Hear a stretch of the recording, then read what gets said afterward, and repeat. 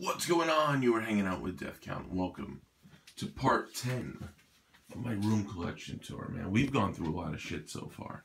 You know, we're up to part 10. We've gone over some of the artwork here, signed posters. We didn't go over this stuff yet, but we will. Some other posters and artwork all signed and figures and some of the hot toys here. We went over some of the figures. Other 1/6 scale stuff. We went through the statues. We didn't go through the poster behind there yet, but that's special. I'll save for that one. Over here we got some artwork things we went over. We didn't go over the signatures yet, or these, or up there, but we are getting there. We're getting there. We left off right after this rare Spider-Man poster with the World Trade Center stuff in the lens. So I thought we'd get this little piece here. It's a signed 8x10. Hey, it's 90s Spider-Man, right? Signed by Christopher Daniel Barnes. He voiced the early 90s Spider-Man cartoon, and I love that cartoon so much, man. You know, I didn't really grow up with the 70s Spider-Man cartoon. The 70s or early 80s. I don't know. But this was my Spider-Man cartoon. You know what I mean? And at that time, you know, Batman the Animated Series was on. And, you know, after seeing Batman 1989, Batman Returns, you know, I've heard Batman's voice. But I really didn't hear Spider-Man's voice until that time. So, Chris Barnes was, funny how his name is Chris Barnes. Because Chris Barnes is also, is also a death metal vocalist from Cannibal Corpse and 6 Feet Under. But Chris Barnes, the actor, if you don't know who he is, he also voiced Prince Eric from The Little Mermaid. He was also Greg Brady from the 90s Brady Bunch movie. And when I met him, dude, he was really cool, man. I met him with my fiance, and my fiance grew up with The Little Mermaid, and she loves Prince Eric. So I asked if Chris would mind doing some of the voice of Prince Eric with a quote, and he did, man. He was really cool. And when I was thinking about what Spider-Man quote should I get him to write on it, you know, I didn't want to do the typical responsibility quote with Spider-Man, so I thought about the cartoon, and I just couldn't come up with something. The only thing that came up to me was how much Spider-Man would scream all the time. Screaming Mary Jane's name because she was in constant danger all the time. So Spider-Man would constantly be like, Mary Jane, MJ, I'm gonna save you. So right. So I asked Chris if he could just do that to John. MJ, signed Christopher Daniel Barnes, Spider-Man. Right. So that was all I could think of at that time. So love that, and love it more. Let's move on here to this rare original poster of the 1987 Masters of the Universe. I got some things to say about this. This was the first movie, I believe, I've ever seen in theaters. At least the first one I could remember. It was 1987. I was a little kid. But I'll never forget the impact of seeing the silver screen in person. You know, I just couldn't believe how big the screen was. It was insane, right? And Skeletor in this movie, you know, I don't care what you guys think about this movie. Some of you may think it sucks. A lot of you are probably like, they made a He-Man movie? I didn't know that, right? But I'm telling you, check out this movie, and I can guarantee you guys will at least enjoy Skeletor. You know, Frank Langella portrayed as Skeletor, and he was really scary, dude. Like, he scared the shit out of me. I know I was a kid, but even when I watch it now as a grown-up, I know the movie is a little cheesy, but his portrayal of Skeletor was perfect, man. I loved the look of Skeletor, all black. I loved his voice. Just overall, man, like, Skeletor was amazing in this movie. Maybe one day they'll make a 1/6 scale of Skeletor and He-Man. Probably not, you know. But I would love to have some figures from this particular movie.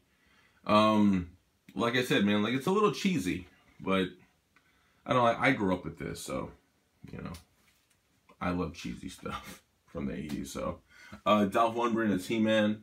Yo, look, he looks the part, man. I know he didn't have a lot of lines in this movie, but he definitely looks the part.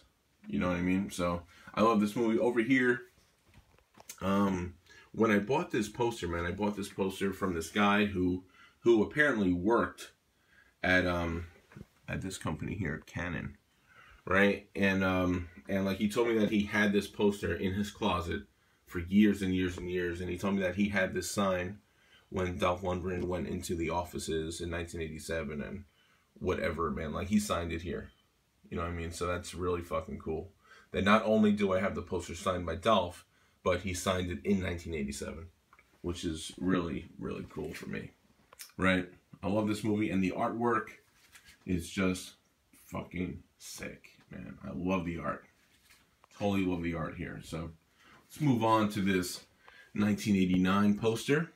This is not original. This is a reprint. But I've had this for a long time, man. Probably since, like, I don't know, 1999, 2000. So, I've talked so much about Michael Keaton Batman, Tim Burton's Batman, in my previous vids a lot. You know, it's my favorite Batman movie. It always will be. And if I'm going to talk about something particularly with this poster, I can tell you this. I remember June 1989 when my dad came and picked me up to go see the movie. He picked me and my brother up. And I'll never forget, on the way to see the movie, we stopped at a red light. And next to us, there was a bus stop.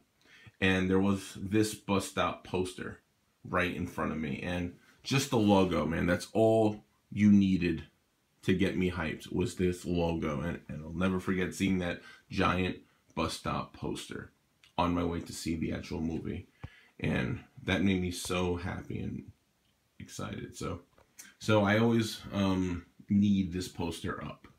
I always have to look at this poster, and it reminds me of I don't know, what can I say about it? Like, it's like the beginning of my love with all of this stuff, man. It all started here with this poster, pretty much. So, I love this poster a lot.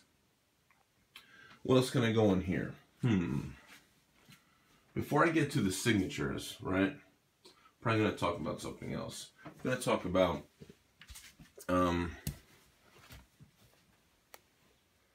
this artwork here. You guys are probably like, what is this? I recently went to a Val Kilmer one-man show. It's called Citizen Twain. Val Kilmer has a one-man show where he portrays as Mark Twain. And I could tell you more, but I didn't see it. I bought the VIP ticket to go see it, right? And when I got there, I found out that Val Kilmer was not signing stuff at all. But they did have some pre-signed artwork. They had pre-signed 8x10s. This piece I got here, it is, I know you guys can't tell, but it's very heavy because this artwork was made on a piece of metal. And this whole thing was made by Val Kilmer himself. If you know who Val Kilmer is, he was Batman in Batman Forever, Doc Holliday in the movie Tombstone, Top Gun. Of course, you guys know who Val Kilmer is, right? So, when I found out Val wasn't going to be signing things, I felt, you know what? I'm probably going to meet him anyway, him just walking into the venue, but, you know, I really went there to get my thing signed. And because he's not going to do it, fuck it, man, I'm going to bounce, right? But before I did, I picked up this artwork, which he made by himself, probably in his home, right? Here is some artwork of himself as Doc Holliday. Loved him as Doc Holliday, man. Great, great portrayal. And here it's signed. And he added a quote. I'm your Huckleberry, right? But this whole thing was done by him. You could see the word love is there too. I don't know why. I didn't ask him. But I'm very happy to own a piece of art from Val Kilmer himself. So I'm going to stop the vid here, and I will continue part 11 very soon. So I want to thank you guys for watching. All right? We'll continue probably with this signed Danny Elfman stuff. Got a good story for you. Talk to you then. Later.